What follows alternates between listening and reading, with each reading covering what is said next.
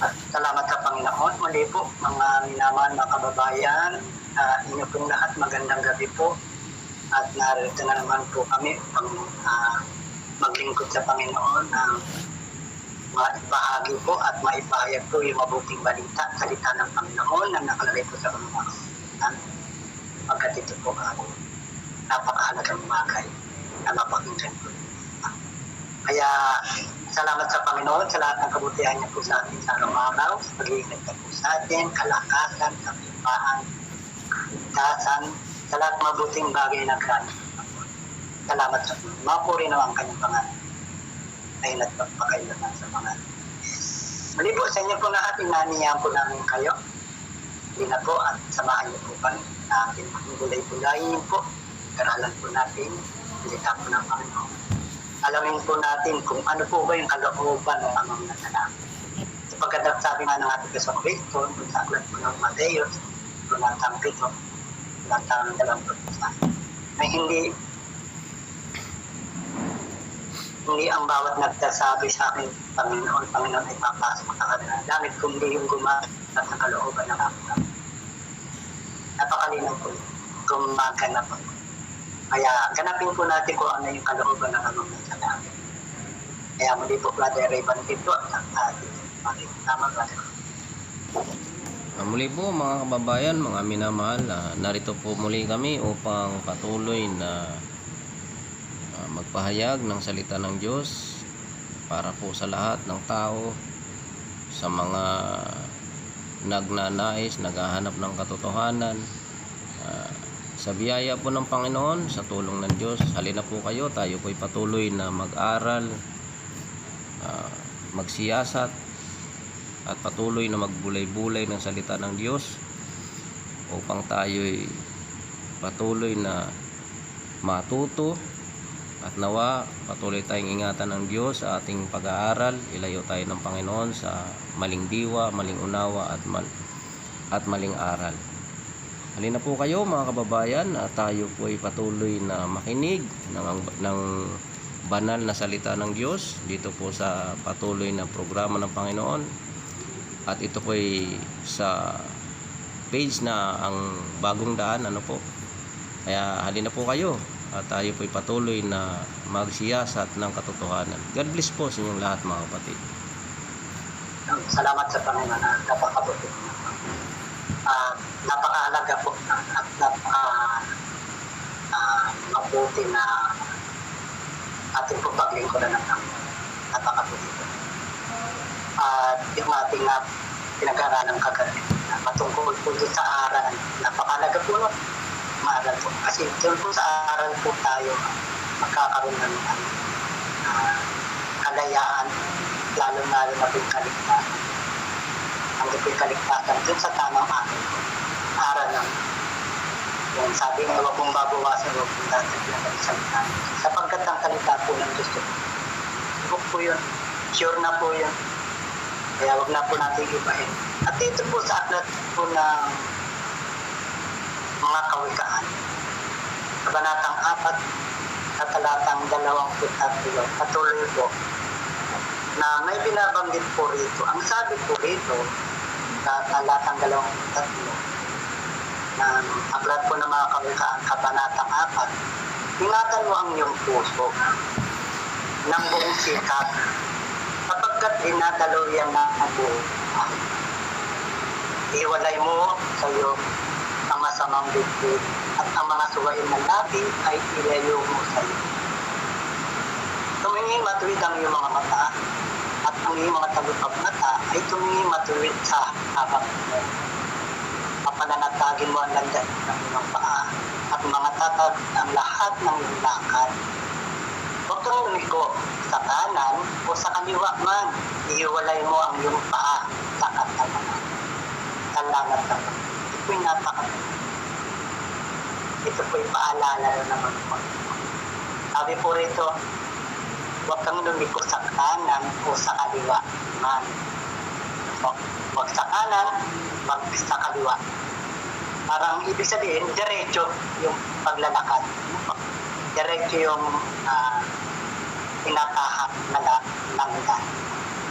ang sabi po rito ingatan. Ano po yung iingatan? Ingatan mo ang iyong puso. Paano mo ingatan yung puso? Buong sikap. Ang pag-iingat pala sa puso ay buong sikap. Gano'n. Talagang magsisikap ka na maingatan mo yung puso mo. Bakit po? Sapagkat dinadaluyan ng buhay. Ano po yung buhay? Sa puso po. Di pa naman po yung puso na nasa loob ng ating katawan. Marami po kanila pong inaabuso yung katawan po. Ano pong kanilang kinakain, hindi sila na alak, bagay po na pinapasok sa kanilang katawan. Kaya iba po, nagkakasakit po sa puso. Ito naman po yung puso na sinasabi, yung puso po ay dinadaluyan ng buhay. Ang sabi po rito, ihiwalay mo. Ano po yung ihiwalay? Ang masamang bibig. Yung masamang bibig, ihiwalay. At ang mga suwain na labi ay ilayo mo sa iyo. Mga suwain. Po yung bibig. Ano po? Talaga pong yan po ay masama po. Suwain na labi. Galing po sa puso yun. Sabi po rito, tumingin ang iyong mga mata at ang iyong mga talukap mata ay tumingin sa harap mo. Papanatabi mo ang landas ng iyong mga paa at mga tatag ang lahat ng iyong lakad. Yan niyo po na, mga tatag ang lahat ng iyong lakad. Sabi po rito, huwag kang lumiko sa kanan o sa kaliwa. Dapat po, huwag kaliwa, huwag kanan. Dapat po diretso. Yung pagsunod po sa Panginoon, ang pagsunod po sa Diyos, diretso. Kaya lang po yung iba po, lumiliko na po sa kanan, yung iba po, lumiliko na po sa kaliwa. Kaliwa't kanan, ano po? Iba po. Hindi na po diretso kanilang kanan. Ang sabi po rito, ihiwalay mo ang iyong paa sa kasamaan. Ano po, yung paa, ano po, ihiwalay po natin sa kasamaan. Baka niliko sa kanan o sa kaliwa. Yung paa po natin ay ihiwalay po natin yung paa natin sa kanan. Kaya, yun po yung maganda po na ang tao po ay yung pag-iingat sa kanyang puso ay buong sikap. Sapagkat andyan po, dinadaluyan po ng buhay. Kaya salamat sa Panginoon at naway gabayan at tulungan po tayo na tayo po ay patuloy na mga hawak sa kanya. Salamat po. Kadawalik. Yun nga po mga kababayan, tunay nga po na ang salita ng Diyos, ang kanyang mga sinasabi para sa atin na mga nakikinig ng kanyang salita ay sabi nga ng Panginoon na huwag kang liliko sa kanan o sa kaliwa. Bakit po? Dahil po ang Panginoon ay sabi nga ng ibang mga tao nung minsan ako ay nagsasalita doon sa Bible study, ano po, may sumagot po na isang babae. Sabi ko po kasi, ang Diyos ay namamalo. Ang Diyos ay mapagpala. Ang Diyos ay nagbibigay ng saganang biyaya. Ang Diyos ay namamalo. Sumagot po yung isang babae, hindi naman po ganun, Brad. Mabait po si Lord. Hindi po yan namamalo. Marami po kasing mga katulad niyan po, mga born again. Galing po sila sa born again. Ang paniniwala po ng maraming tao na si Lord ay mabait. Tama po, mabait po si Lord. Kaya lang po, si Lord po ay mabagsik. Si Lord ay mabuti. Ngunit si Lord ay mabagsik. Yan.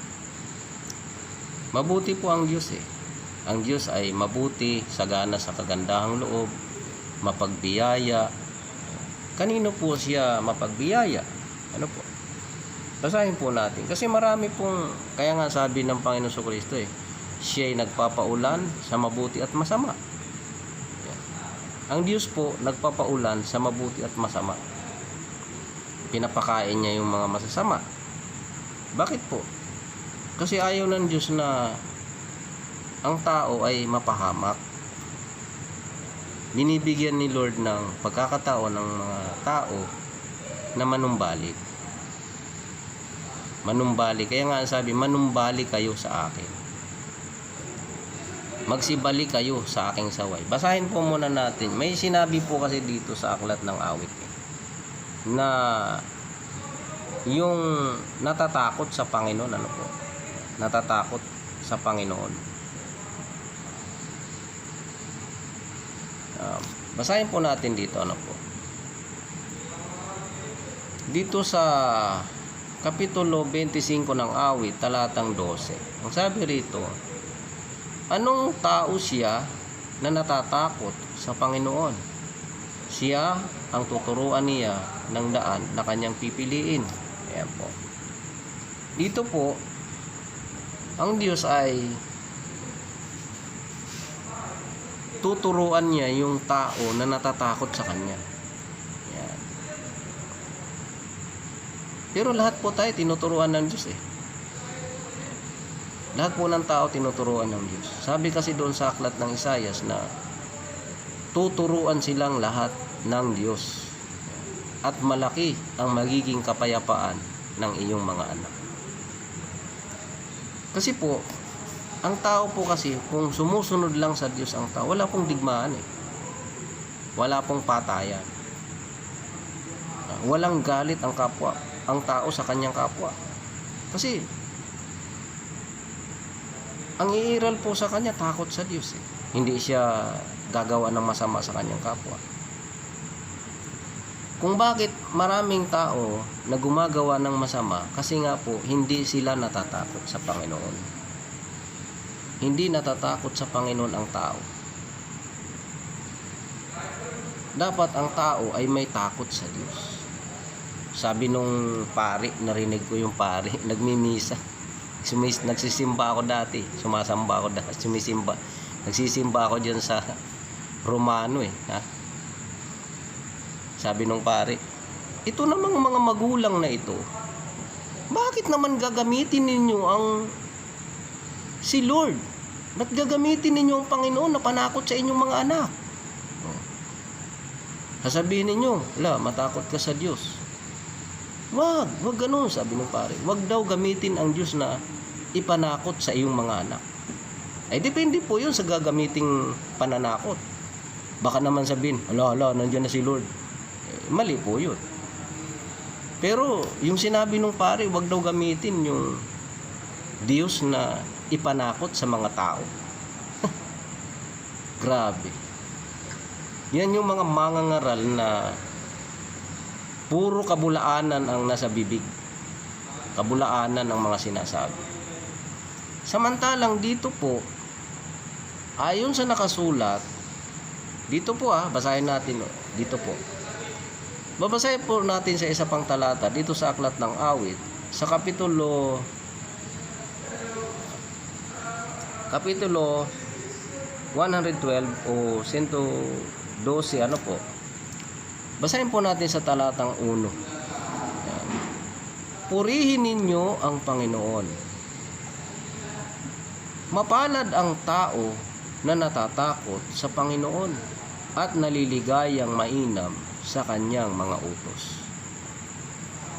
Hindi po pala dapat sawayin ng mga pare na ito, yung mga magulang na ituro sa mga anak na matakot sa Diyos.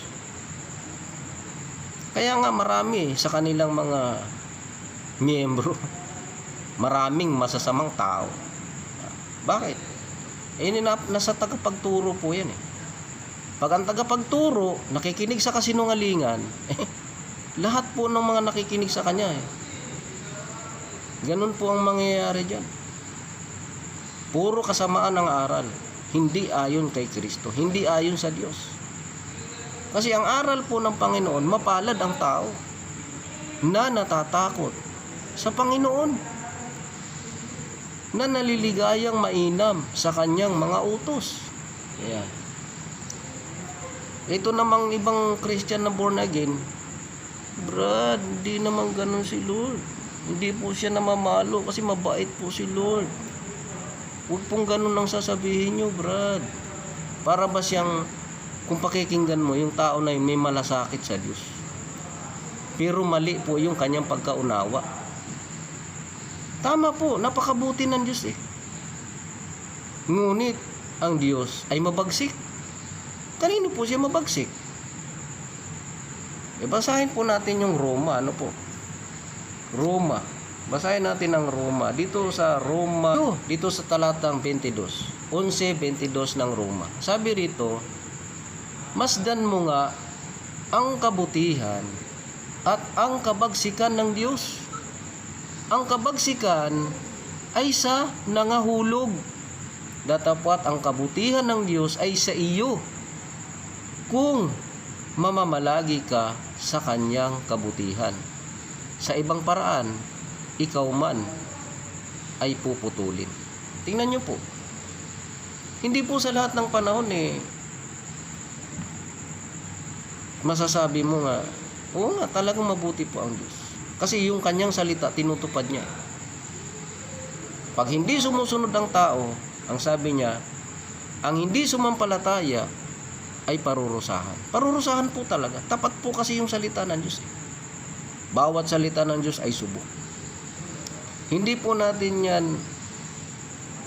natin pwedeng kontrahin. Hindi natin makukontra ang salita ng Diyos. Bakit? Kasi tapat po yan.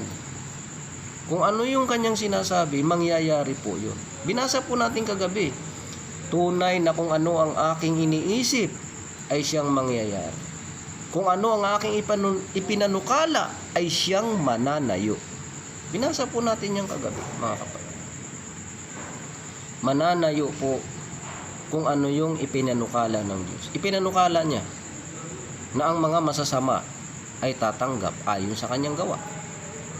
Kaya nga sabi, tayong lahat ay haharap sa hukuman ni Kristo upang tumanggap ang bawat isa ayon sa kani-kaniyang mga gawa. Dito po yun sa 2 Korinto. Ano po? 2 Korinto 5, kung hindi ako nagkakamali.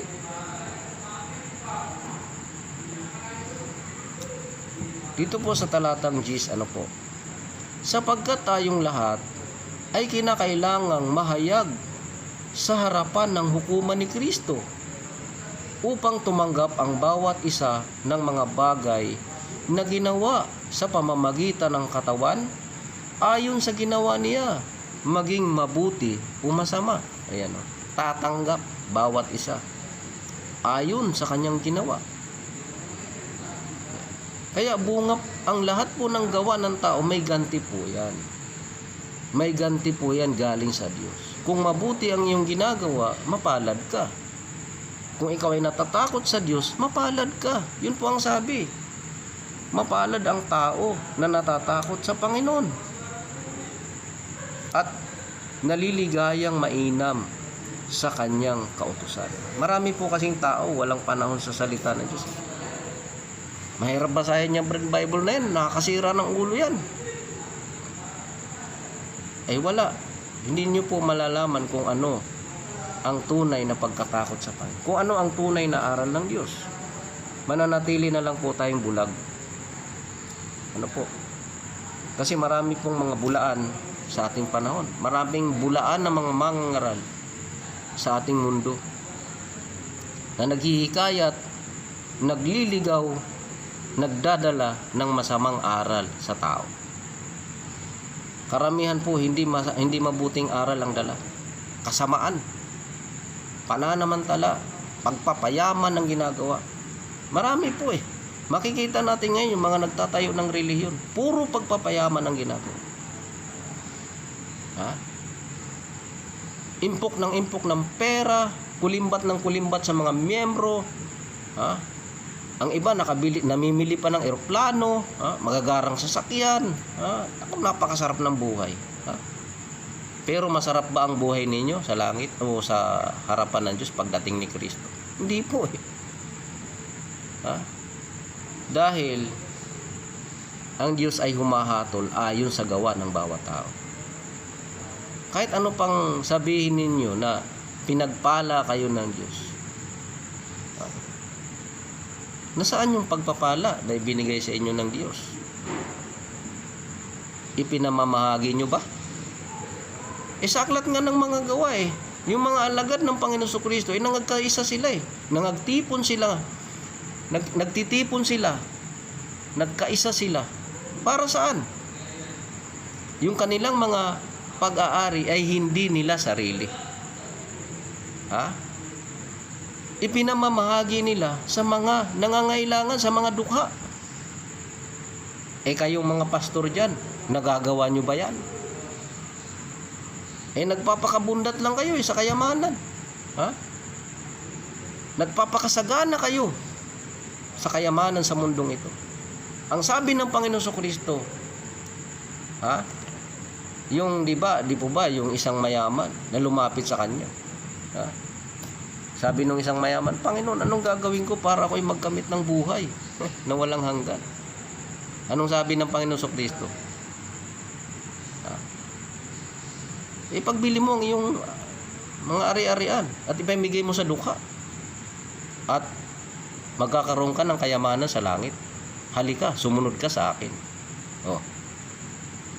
Kayo, pastor kayo, tagapagturo, tagapag-akay ng mga tao. Pero sa inyo nagmumula ang kasakiman. Maliligtas ba kayo? Yung mayaman, di naman pastor yun Marami siyang ari-arian sa sanlibutan ito. Ikaw, pastor ka. Ministro ka. Pero ang iyong buhay ay nakahilata sa kayamanan. Pero marami kang miyembro dyan sa kapaligiran mo. Dukha. Minsan pa nga, hindi nakakakain sa isang araw. Minsan sa isang araw, isang beses lang makakain. Kinakalingan nyo ba yan? Kaya po, dito po natin makikita sa buhay at sa pangangaral ayon sa Ebanghelyo na ipinangaral ng Panginoon Kristo.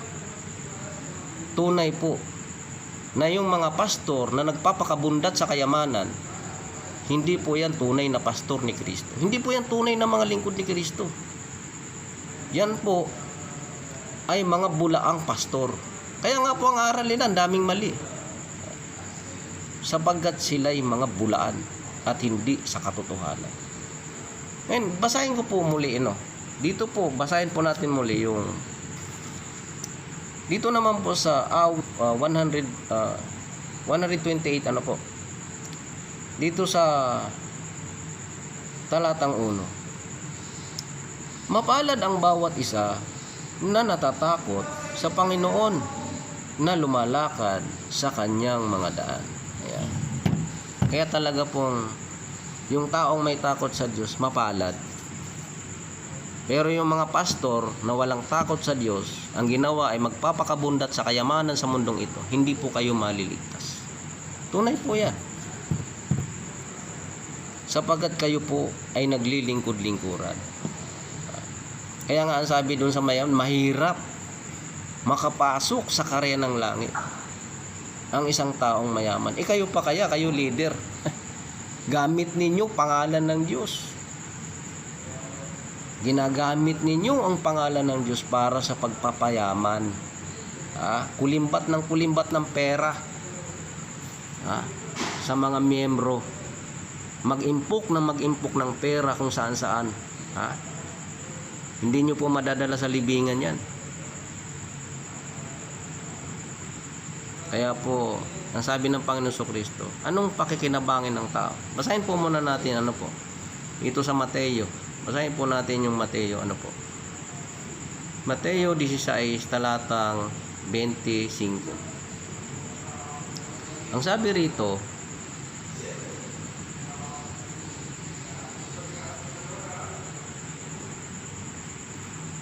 rito, mga kapatid, sa 16 talatang 25 ng Mateo.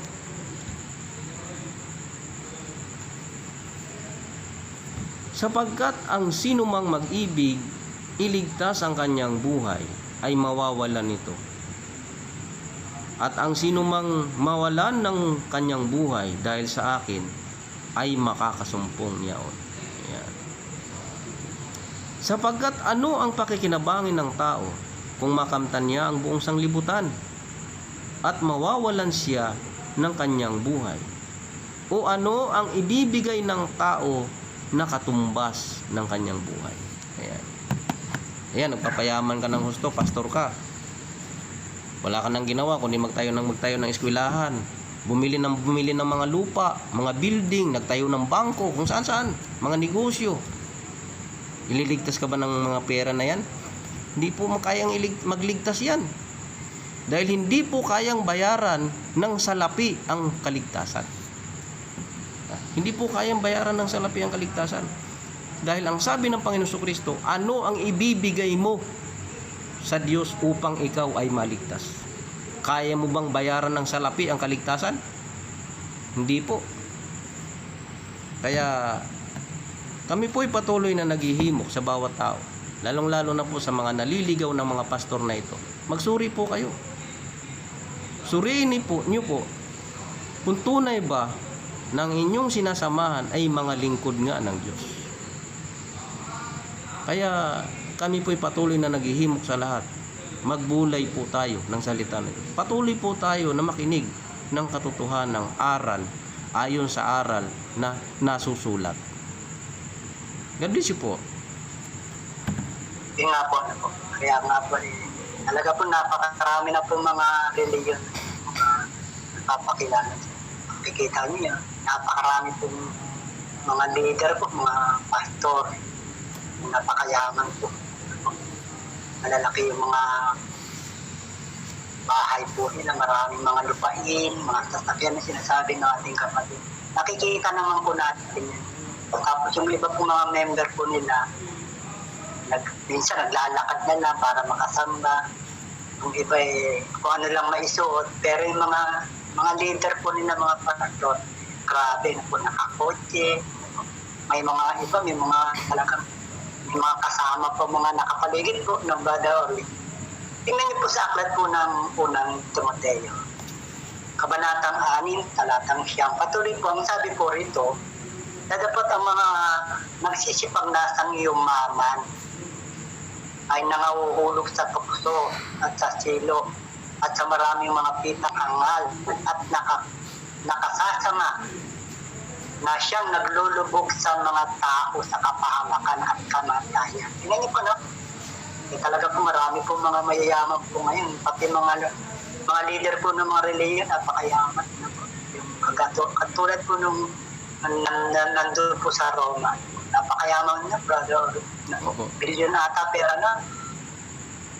Bilyon. Hindi basta bilyon dollar. Ano po? Grabe, ano? Bilyon dollar ang pera. Pero marami po mga nagsisimba, mahirap na madukha. Ang gawin kaya nila doon, ibenta po nila yung kayamanan po nila. Ipamigay po nila doon sa mahihirap ng member po nila. Magagawa kaya ng mga leader yun. Mga leader na mga nangangaral na mayayaman po tinutukin. Mayayaman. Magagawa po kaya nila yun? Na ipamimigay po nila yung pera nila doon sa mga mahihirap na member. Dito po yung malinaw po ang sabi ko Yung mga nagsisipag-nasang yumaman ay nakahulog sa silo at sa maraming pitang angal at nakasasama na siyang naglulubog sa mga tao sa kapahamakan at kamatayan. Bakit po? Sapagkat ang pag-ibig sa salapi ay ugat ng lahat ng uri ng kasamaan. Lahat ng uri ng kasamaan, yung pag-ibig po sa salapi. Lahat ng uri ng kasamaan magagawa na po ng tao kapag siya po umiibig sa salapi. Nasa pagnanasa ng iba'y nangasinsay sa pananampalataya at iluhog ang kanilang sarili ng maraming mga kalooban niya. Dadapot ikaw o tao ng Diyos. Ano po? Sabi po, dadapot ikaw o tao ng Diyos. Kung ikaw ay tao ng Diyos, sabi po, kung ikaw ay naglilingkod sa Diyos, kung ikaw ay pastor ng Diyos, kung ikaw ay pinili ng Diyos, ang sabi, dadapot ikaw o tao ng Diyos. Anong gagawin ng tao ng Diyos? Tumakas ka sa mga bagay na ito at sumunod ka sa katwiran, sa kabanalan, sa pananampalataya, sa pag-ibig, sa pagtitiis, sa kaamuan, makipagbaka ka ng mabuting pakikipagbaka ng pananampalataya, manangan ka sa buhay na walang hanggan, na dito'y tinawag ka at ipinahayag mo ang mabuting pagpapahayag sa harapan ng maraming mga tao. Sabi po ano po, tumakas ka sa mga bagay na ito. Yung mga nagsasabing sa Diyos, mga sabi po nila, sila'y tinawag, sinugo po sila ng Diyos. Ano po, kung napapatawag pong sinugo po ng mga pastor, mga leader po ng mga religion. Yung sabi, tumakas ka sa mga bagay na ito. Ano po, napagkat yung pag-ibig sa salapi ay ugat ng lahat ng uri ng kasamahan. Ano po, kaya nga pasama po ng pasama. Kaya yung mga leader po ng mga religion, kahit po yung member po nila kumbaga sa amin, hindi na po talaga nabubuhay dun sa kabanalan. Kung ano na lang po yung tinuturo, ano po, kahit mali na po, tinuturo na po. Dahil nga sa pag-ibig sa salapi. Nawa po yung patuloy na maabag na maabag.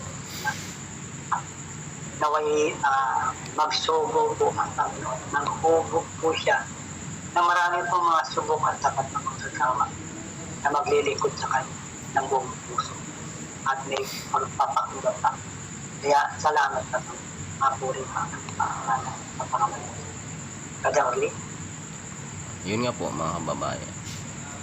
Ayun nga po sa binasa nating kapatid na talaga pong ang pag-ibig sa salapi ay ugat ng lahat ng uri ng kasama. Kasi nga po, lahat kaya mong gawin. Pag mayroong taong margabyado sa'yo, magbabayad ka lang ng tao, patulas mo yung margabyado, sabi nila. Di ba? Yun Kaya kahit yung mga pastor,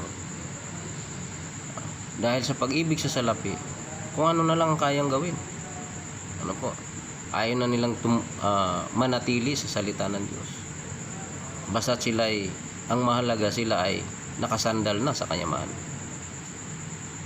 Pinagmamatigasanan na nila yung kanilang mga pinanindigan ng aral na hindi naman katotohanan. Dahil sila'y malalakas na. Dahil sila'y maraming pera. Hindi ka po kayang iligtas niyan. Yung pera mo.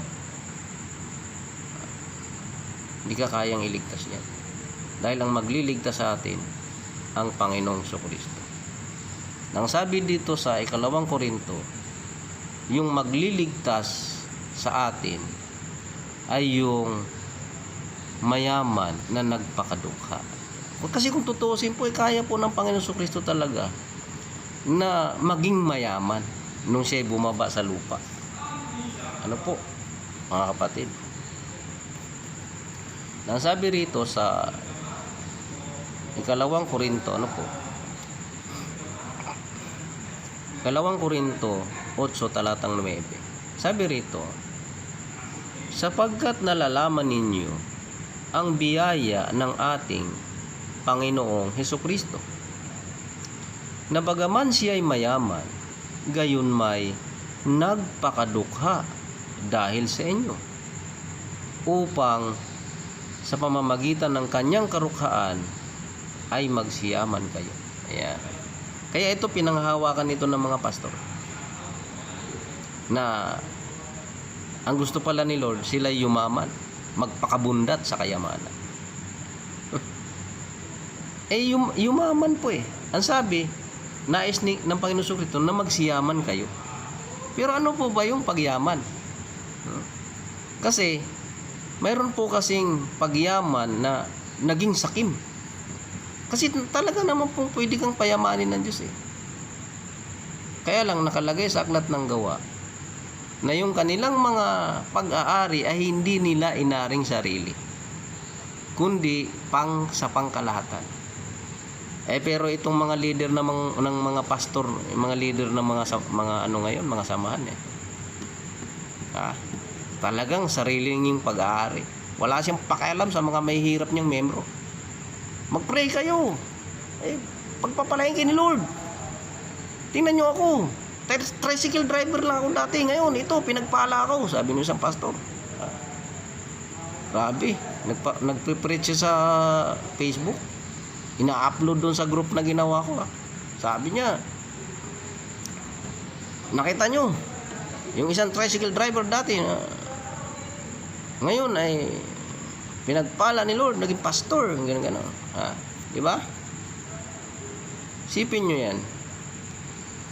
Gagawa ka na rin lang ng testimony sa buhay mo.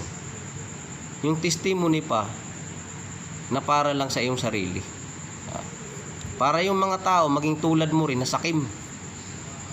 Na ang ninanasa puro pera, hindi tunay na kaligtasan. Kasi po ang tunay na ipinangangaral ng mga apostol, kaligtasan po. Hindi kasakiman. Kasi ayon po sa Timoteo nakalagay na sapagat ang nagsisipagnasang yumaman ay nahuhulog sa tukso. Oh. Tapos yung mga miyembro tuturuan mo magnasang yumaman? Naku po mga kababayan. Anong klaseng pastor yan? Ha?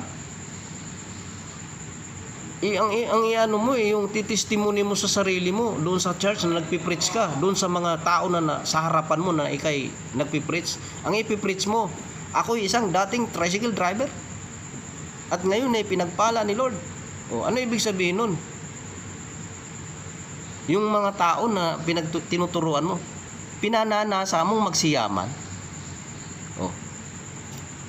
Ayun sa binasa natin kapatid kanina, ang sabi, yung, di ba nakalagay doon sa unang Timoteo, sa 6, na sapagkat ang nagsisipagnasang yumaman ay nahuhulog sa tukso. At sa mga pitang hangal. O kita nyo? Kaya pag ang tao, wala nang ninasa, kundi yumaman sa buhay na ito, mahuhulog ka sa tukso. Kasi si Lord, payayamanin ka naman talaga eh. Saan? Sa mabubuting gawa. Yan. Sa mabubuting gawa mga kapatid. Kaya nga po, yung mga may ari-arian sa sanlibutang ito,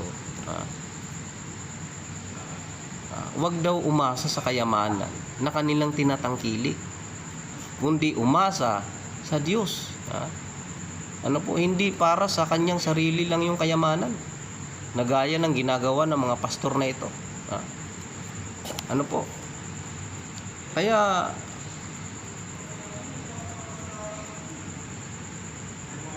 mga kapatid, dito nga po sa ating mga pinag-aaralan na ito, basahin po natin ang unang Timoteo kapitulo 6 talatang 17. Puntahan po natin.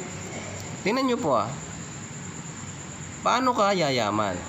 Ano po ba ang pagyaman? Yan. Ang pagyaman ba ay magpasarap ka sa buhay mo na lang? Ikaw, pastor, yung mga miyembro mo, hayaan mo sila, mag-pray ka kasi, mag-pray ka, bibigyan ka ni Lord. Ganun sila eh. Mag-pray ka, ililians kita, halika rito. I pray, di ba? Ganun sila eh. I lay my hands to you, ganun. Ganun sila mangaral. Puro pagpapala, puro prayer para yumaman. Paano titibay ang mga miyembro mo sa mga pagsubok na darating sa sanlibutan kung ang itinuturo mo puro pagpapayaman? Di ba? Kaya nga ang pagnanasa ng pagyaman ng isang tao ay mahuhulog sa tukso ang isang tao. Hindi po siya magtatagumpay sa pagsunod kay Kristo. Kasi ang nasa kanyang puso, pagyaman. Kaya nga po, ang sabi rito, basahin natin yung Timoteo, unang Timoteo 6:17. Ang mayayaman sa sanglibutang ito ay pagbilinan mo na huwag magsipagmataas ng pag-iisip at huwag umasa sa mga kayamanan na di nananatili kundi sa Diyos na siyang nagbibigay sa ating sagana ng lahat ng mga bagay upang ating ikagalak. Ayan, di ba? Umasa sa Diyos eh. Huwag daw umasa sa kayamanan. Tapos ikaw, pastor, wala ka nang itinuturo sa mga miyembro mo kundi pagpapala. Mag-pray ka, bibigyan ka ni Lord. Tama naman po, utos naman ng Panginoon Jesucristo eh.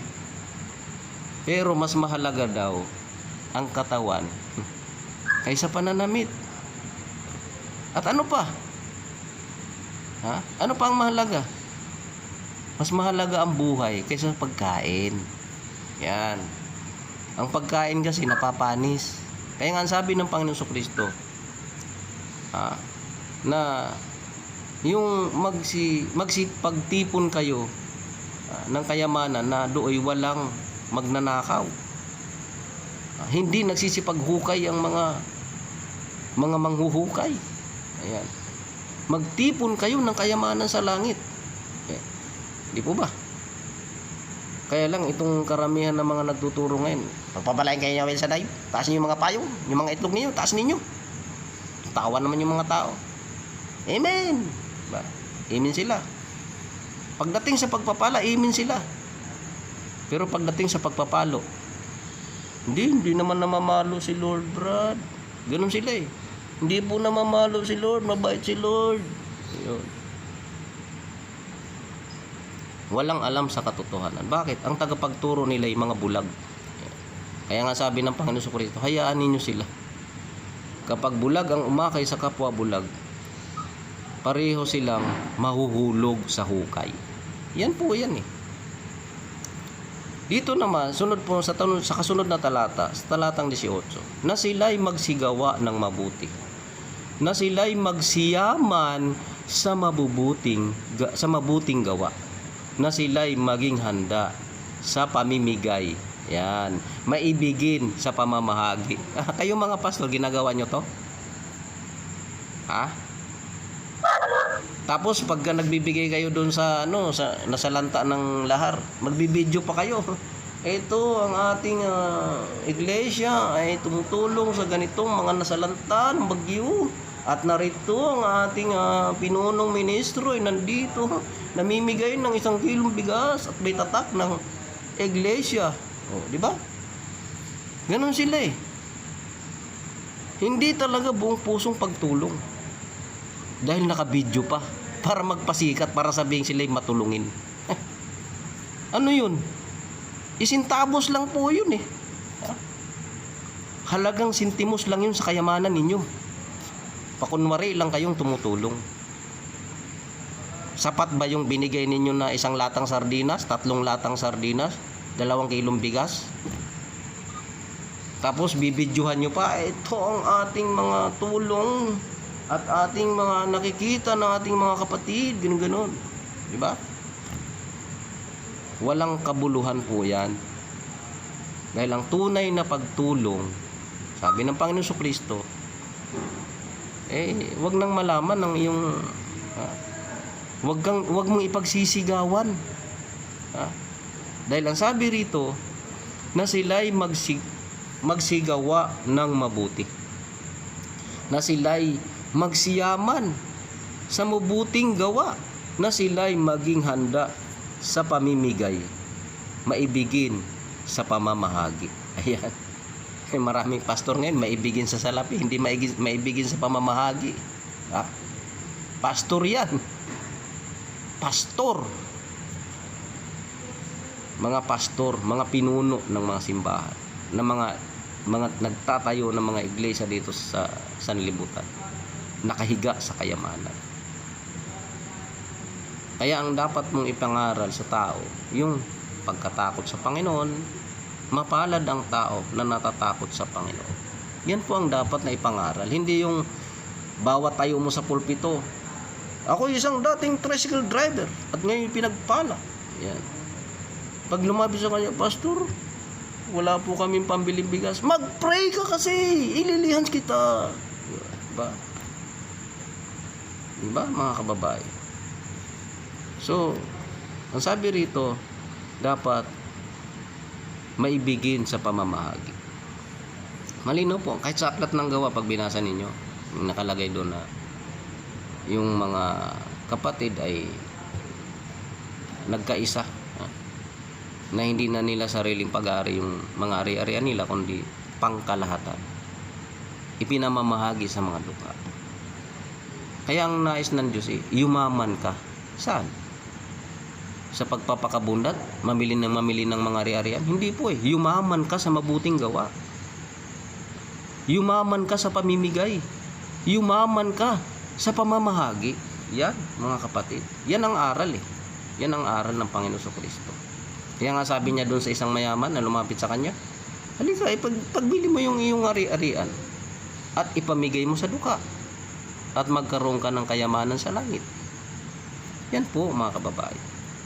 God bless po, mga kapatid. Yun nga po, napakaganda nga po. Sana po yung mga leader po, yung mga mayayaman, napakarami. Kung isang libutan po, marami. Kaya lang, marami rin po mahihirap na naghihirap. Naniniwala sila na yung kanila pong pinupuntahan, kanila pong dinadaluhan, isa Diyos. Hindi po nila sinusuri yung leader po nila sobrang yaman. Ano po, Brother Orlin? Omo. Kaya yung pag-ibig sa salapi ay ugat ng lahat ng puri ng kasamaan. At dito po sa aklat po ng Hebreo, Kabanatang 13, talatang 5 at 6, ang sabi naman po rito, mangilad kayo sa pag-ibig sa salapi, mangagkasya kayo sa inyong tinatangkilik. Sapagkat siya rin na nagsabi, sa anumang paraan ay hindi kita papagkukulangin, sa anumang paraan ni hindi kita pababayaan. Ito po napakaganda eh. Sabi po sa kanila, mangilad kayo sa pag-ibig sa salapi. Anong gagawin? Magkasya kayo sa inyong tinatangkilik. Anong meron ka, pagkasyahin mo na yun, ano po? Kapag ikaw na may sumusunod sa Panginoon, ano po, naging tapat ka, ipagpapalain ka naman ng Panginoon. At ang sabi niya po, sapagkat siya rin na nagsabi, sabi ng Panginoon, sa anumang paraan ay hindi kita papagkukulangin. Sa anumang paraan ay hindi kita pababayaan. Ano po? Kaya ito po napakalinaw po na yung Panginoon po pag nagsalita po, sigurado po, sure po. Subok po yung salita po naman. 100% po. Hindi po 101%. Hindi po, pero po kasi nagsasabi 101%. Wala pong ganun. Pag sinabi po 100%, 100% po. Sigurado po, sure po yun. Mangyayari po. Yung sinabi ng Panginoon, sa anumang paraan ay hindi kita papagkukulangin. Sa anumang paraan, hindi kita pababayaan. At ano pa't ating masasabi ng buong tapang o buong tapang, ang Panginoon ang aking katulong. Ano po, hindi ako matatakot. Anong magagawa sa akin ng tao? Anong magagawa sa atin ng tao? Kung yung Panginoon po ating tumutulong sa atin, ano po? Kaya po yung nagbibigay ng ating pangangailangan araw-araw. Hindi tayo nagkukulang. Kaya ano magagawa sa atin ng tao? Kaya ang sabi, mangilag kayo sa pag-ibig sa salapi. Magkasya kayo sa inyong tinatang. Kaya salamat sa Panginoon. Naway patuloy po na ang Diyos po yung mahabag po sa lahat po ng mga tao. Marami po may mga naghihirap. Marami po mga tao po na minsan po hindi na po kumakain. Yung iba po wala na pong tirahan. Nasa mga pangkerap lang, sa lang po natutulog. Marami po walang trabaho, marami po mga dumadaing, marami po nahirapan po. Kaya tunay po na mahirap na po ng mahirap ang buhay. Pasama na po ng pasama yung sanglibutan. Pero ang sabi ng Panginoon na ang sino po nagtitiwala sa Kanya, sabi nga po dun sa aklat po ng mga kawikaan, kabanatang 1, talatang 33, ang sabi po rito ay ito'y napakaganda. Ngunit ang nakikinig sa akin, sabi ng Panginoon, ay tatahang iwasay at tatahimik na walang takot sa kanila. Kaya yung nakikinig po sa Panginoon, makinig po tayo sa Panginoon. Pakinggan po natin yung salita po ng Panginoon. Ano po, yun po yung maganda po. Na nakikinig po tayo sa Panginoon, may takot tayo sa Panginoon, at tayo po'y sumusunod sa kanyang mga utos. Ang sabi, ngunit ang nakikinig sa akin ay tatahang iwasay. Iwasay po. Hindi ka matatakot, hindi ka mangaramba, hindi ka mag-aalala kapag nakikinig po sa Panginoon. Tapos tatahimik. Tahimik lang na walang takot sa kasamaan. Kahit ano pong kasama ng dumating sa buong sanglibutan, kapag nakikinig po sa Panginoon, hindi ka matatakot. ano po, tatahimik ka lang. At ikaw ay mananalangin. Ano po, yun ang maganda yung manalangin. Amen. Lumapit sa magpakumbaba sa Panginoon. Ito po yung malinaw po ito po. Napakalinaw po. Kaya kahit ano po mangyari, magganap pong kasamaan. Nakikita po na papalag na. Pagulo na po ng pagulo. Pagulo yung sanglibutan. Kapag tayo po nakikinig sa Panginoon, at tayo po may takot sa Panginoon, talagang tiwas tayo. Nakikinig na walang takot sa Panginoon. Kaya salamat sa Panginoon. Mapuri no ang kanyang pangalan at nabuhay. Patuloy po tayong gamitin ng Panginoon sa ikaluluwa lahat, ikararaman po ang kanyang pangalan na ating po maibahagi po sa kanyang salita.